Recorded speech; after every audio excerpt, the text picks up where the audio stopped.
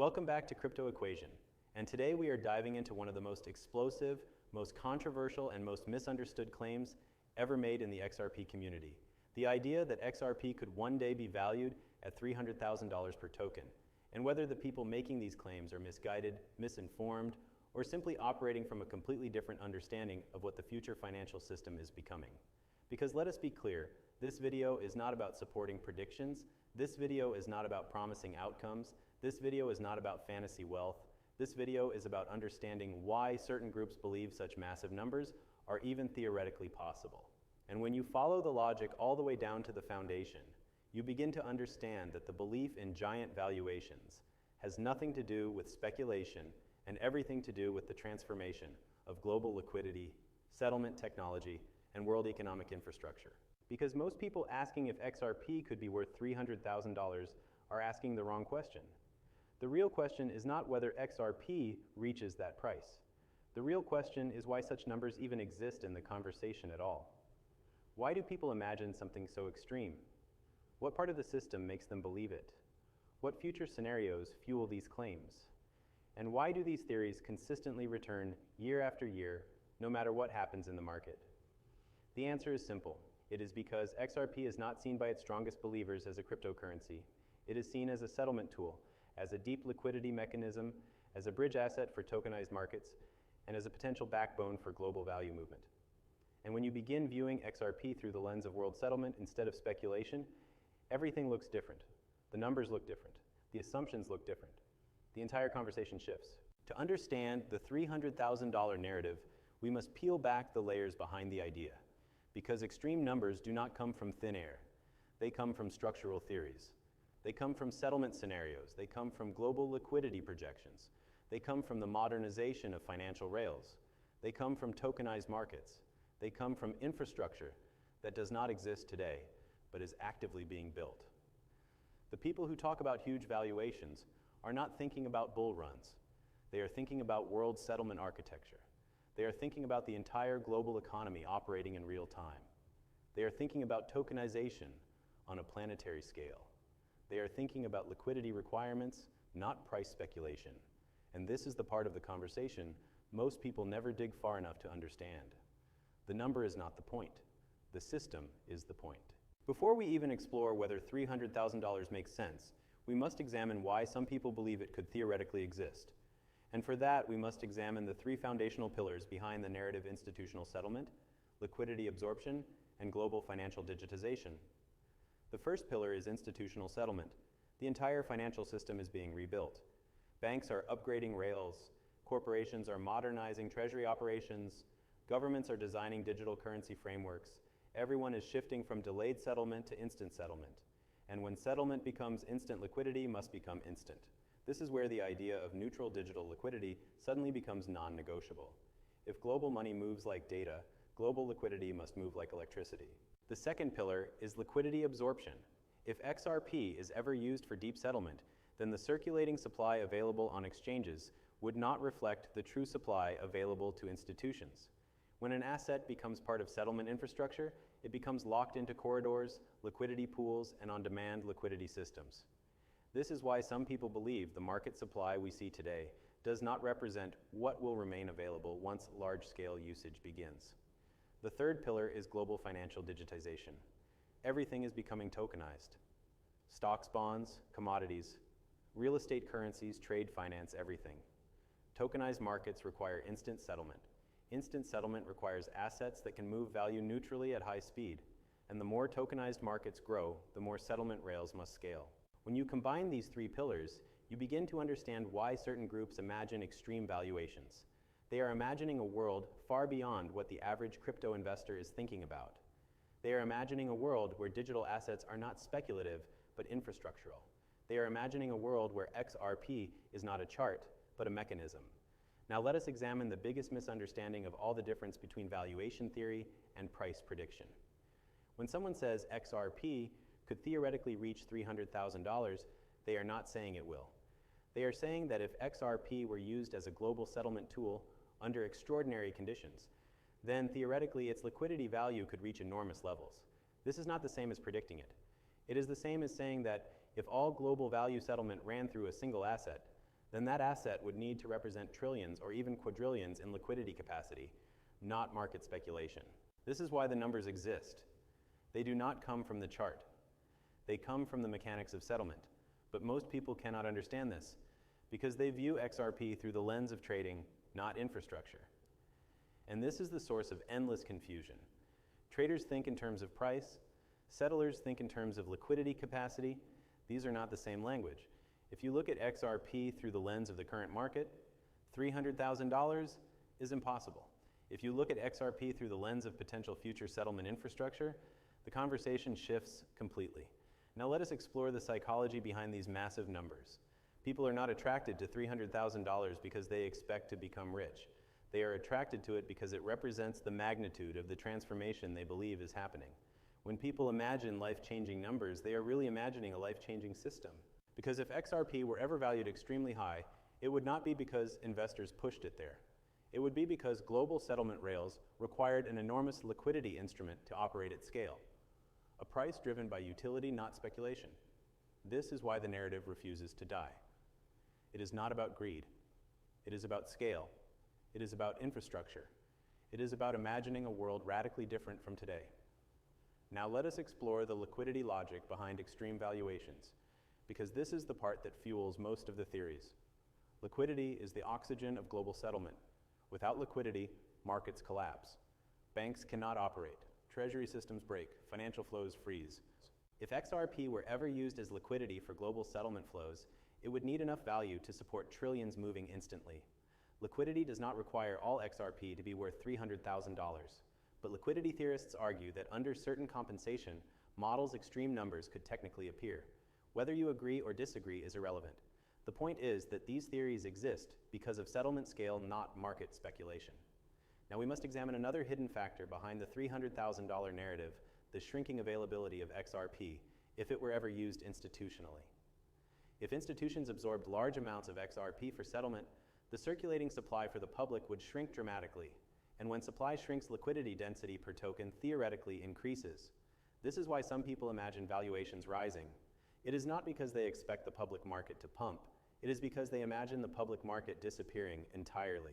Your mind naturally resists this idea because you are used to thinking about XRP as a crypto you can buy on exchanges. But settlement assets do not remain on exchanges. They migrate into systems. And once they migrate, the public no longer has access to them. If that happened, the only remaining supply would be held by institutions. And institutions do not care about price. They care about liquidity functionality. This brings us to another crucial truth most people do not understand. Settlement assets are not valued the same way as speculative assets. They are valued based on what they enable, not what they trade at. Some people believe that if XRP became part of the global settlement fabric, it would be revalued not by markets but by systems. This is the foundation behind large valuation theories. Revaluation, not speculation.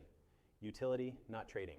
Liquidity needs not chart patterns. Now let us explore the transformation of global value itself, because the world is moving from analog to digital at a speed that is impossible to ignore. Payment rails are upgrading. Tokenized securities are coming. Instant cross-border settlement is being tested. Corporations are integrating automated liquidity systems. Nations are building digital currency infrastructure. This is not science fiction. This is happening now. And in this world, assets designed for real-time movement gain structural importance. XRP is designed for that world. This does not guarantee any specific valuation, but it explains why some people envision extraordinary outcomes. When a world changes entirely, the tools that support the new world carry enormous theoretical significance. This is why extreme numbers are discussed not because of fantasy, but because of infrastructure theory.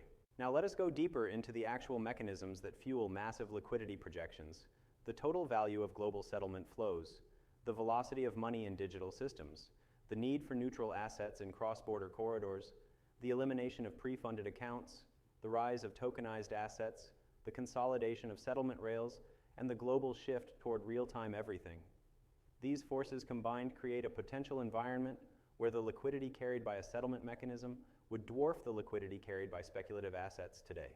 This is where numbers like $300,000 originate. Not from markets, not from speculation, but from the mathematical relationship between liquidity capacity and settlement volume. Now let us examine one more layer before we transition to part 2, the psychological difference between possibility and probability. Possibility is structural, probability is speculative. Possibility is the question behind extreme numbers. Probability is the reason most people reject them. If you look at possibility, the theories make sense structurally. If you look at probability, the theories seem unrealistic. Both can be true simultaneously. But the mistake is dismissing the entire conversation without understanding the logic behind it. Because the people who talk about extreme valuations are not predicting the future. They are describing a world where digital financial infrastructure has fully replaced legacy systems and where liquidity mechanisms carry value based on systemic demand rather than market hype. In part 2, we will go deeper into this structural logic. We will explore the global liquidity model. We will explore the settlement architecture. We will explore why some believe XRP could undergo systemic revaluation. We will separate fiction from theory and fantasies from mechanisms. And by the end, you will understand why people say $300,000. Not because it will happen, but because the system they imagine would require numbers so large that it forces the conversation to shift from charts and price action to architecture and liquidity design. Because now that we have uncovered the psychological and structural foundations behind the $300,000 narrative, we must dive even deeper into the mechanisms that fuel the possibility-minded supporters of this theory, the ones who believe XRP could become so deeply integrated into global settlement that traditional price logic no longer applies. Remember, the goal of this script is not to validate or deny the number. The goal is to understand why it exists, why people continue discussing it, and why the conversation never dies no matter how many cycles come and go. To understand this, we must begin with the global liquidity model, the idea that the world operates not on cash, but on liquidity movement. Liquidity determines everything. It determines bank stability. It determines payment speed. It determines corporate treasury flows. It determines the velocity of the global economy. Liquidity is the bloodstream of the financial system.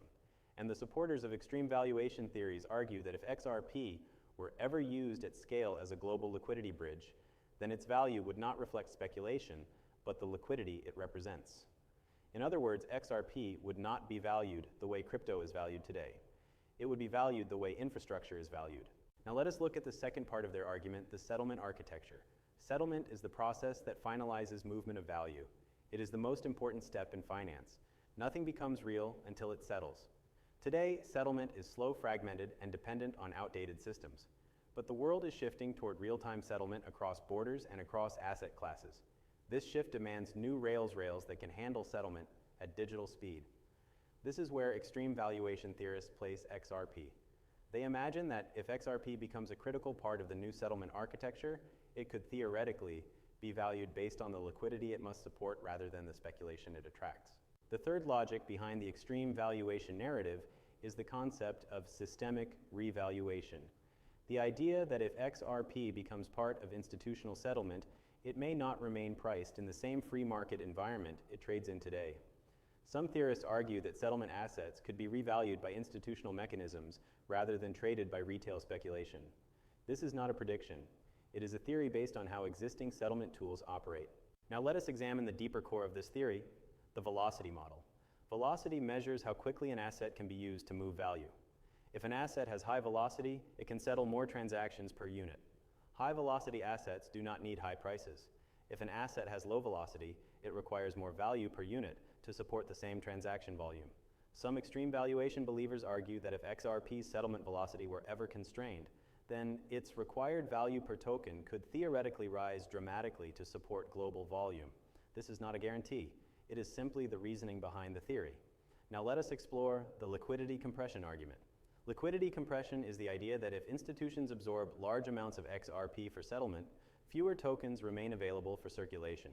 If the supply circulating publicly shrinks while system demand rises, then each available unit would theoretically carry more liquidity weight.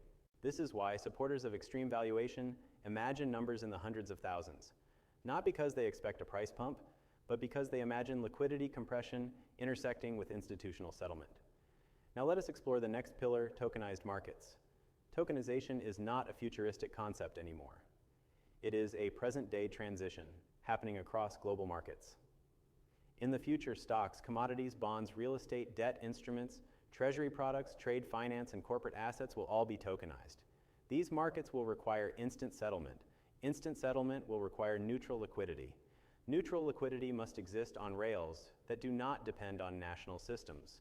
This is where XRP theorists place it. They imagine XRP not settling payments, but settling tokenized value movement across a world where everything is interconnected. In that scenario, large valuation numbers become a reflection of scale, not speculation. Now let us explore the misunderstood foundation behind extreme numbers, the idea that settlement assets might not remain publicly traded in the long term. If XRP ever becomes an institutional tool, its market availability could shrink drastically. Some theorists argue that institutions would value XRP internally based on its utility rather than its market price. This concept is known as institutional pricing. It suggests that markets do not determine the value of settlement tools. Systems do. This is one of the main roots of the $300,000 narrative. Again, not as a prediction, but as an alternative valuation model. Now let us go deeper into the global liquidity pools, because this part is essential to understanding why such theories exist. Global liquidity pools represent the total amount of quickly movable capital in the world. These pools are enormous. Settlement theorists argue that if a significant portion of global liquidity were ever to move through a neutral asset, its theoretical valuation would be measured in settlement capacity, not market trading. Now let us confront the central misunderstanding: the difference between price and value. Price is what buyers and sellers agree on in markets. Value is what an asset represents systemically. The supporters of the extreme valuation narrative argue that XRP's value could theoretically become decoupled from market price if it becomes part of a global settlement framework. This is not something that happens in regular markets. This is something that happens when assets leave public markets entirely. This leads us to the next pillar, the infrastructural transformation. When assets become infrastructure, they no longer behave like investments. They behave like tools. Their value is derived from functionality. Their utility determines their importance, and importance is determined by the scale of the system they support. Settlement theorists argue that if XRP supports global settlement, then its valuation must represent global settlement capacity. Now let us dismantle a major misconception: the idea that extreme valuations require public speculation. They do not. They require structural necessity. This is why the $300,000 number appears in conversations. The people who imagine it are not looking at charts. They are looking at the transformation of global settlement rails. Now let us turn to the global economic reset narrative, a controversial but influential element behind extreme valuation theories. Some believe that global liquidity systems may be reorganized in the future due to debt restructuring, inflationary pressure, or systemic modernization. In this scenario, neutral digital assets could theoretically support settlement between nations and institutions. This narrative is not about price. It is about architecture. It is about the mechanics of value movement in a world undergoing fundamental transformation. Whether you agree with this perspective or not is irrelevant. The point is that this theory fuels the extreme valuation narrative. Now let us examine one of the final pillars behind the $300,000 idea, the concept of universal settlement. This is the most extreme version of the theory. It imagines a world where a major portion of global settlement relies on neutral digital liquidity. In that world, the value carried by the settlement asset must be enormous to stabilize global flows. This is the most controversial part of the theory. It is also the part most people misunderstand. Supporters of this theory are not saying XRP will reach $300,000. They are saying that if the world adopted a universal settlement mechanism, its valuation would be unimaginable by today's standards. Now let us explore the final misconception: the belief that extreme valuation theories are predictions. They are not. They are settlement models. They are thought experiments. They are hypothetical scenarios designed to understand the scale of global liquidity. They are not promises. They are not expectations. They are frameworks for imagining a future financial system that looks nothing like the present. This brings us to the central conclusion of the entire script. The question is not whether XRP will ever reach $300,000. The question is why such numbers exist in the conversation at all. And the answer is simple: because XRP is one of the only digital assets designed for global scale settlement. Because the future financial system will look nothing like the past. Because tokenized markets will need instant liquidity. Because real-time settlement will become mandatory. Because institutional rails will absorb supply. Because liquidity needs may dwarf anything markets have ever priced. Because valuation models based on speculation will be replaced by valuation models based on utility. This is neither a prediction nor a fantasy. It is a reminder that the future financial system is far larger than retail imagines. And extreme valuation theories exist because the scale of global liquidity is beyond anything most people can comprehend. The point is not the number. The point is the scale of the system the number represents. And whether XRP ever plays a role in that system is a question only time can answer. But because the system they imagine would require numbers so large that it forces the conversation to shift from charts and price action to architecture and liquidity design.